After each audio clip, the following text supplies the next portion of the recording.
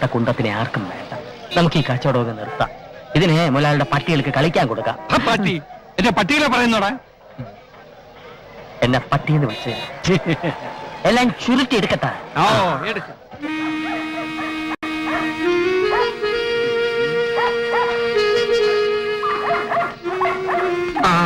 മുതലാളി, മുട്ടയടിച്ച ഒരു ഒഴിയാ ബാധയെ മൊത്തമായിട്ടും ചില്ലറയായിട്ടും കൊടുക്കാനുണ്ടെന്ന് നമുക്ക് പത്രത്തിലൊരു പരസ്യം കൊടുത്താലോ?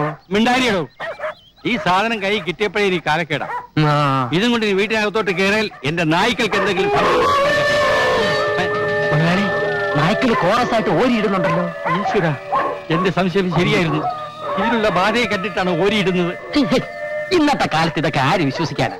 പ്രതിമയ്ക്ക് ബാധ പോതിരോ മണ്ണാങ്കട്ട, ഇതൊക്കെ ഒരു അന്ധവിശ്വാസമാണ്. Super satisfaction.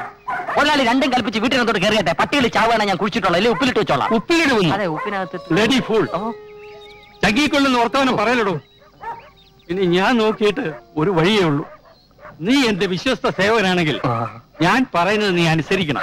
തീർച്ചയായും അനുസരിക്കും. നേരും നിറയും കൂറുമുള്ള ഒരു തൊഴിലാളിയുടെ കടമയല്ലേ അത്? എന്നാൽ നീ ഇത് സന്തോഷമായിട്ട് സ്വീകരിച്ചാട്ടെ. മുതലാളി, പട്ടികളെ രക്ഷിക്കാൻ പട്ടിണി പാവമായി പണിക്കാരനിട്ട് തന്നെ പാര പണിയണം. നിനക്കിതിലൊന്നും വിശ്വാസമില്ലെന്നല്ലേ പറഞ്ഞത്? ഇതെന്താ എന്ന് ഞാൻ പറഞ്ഞു.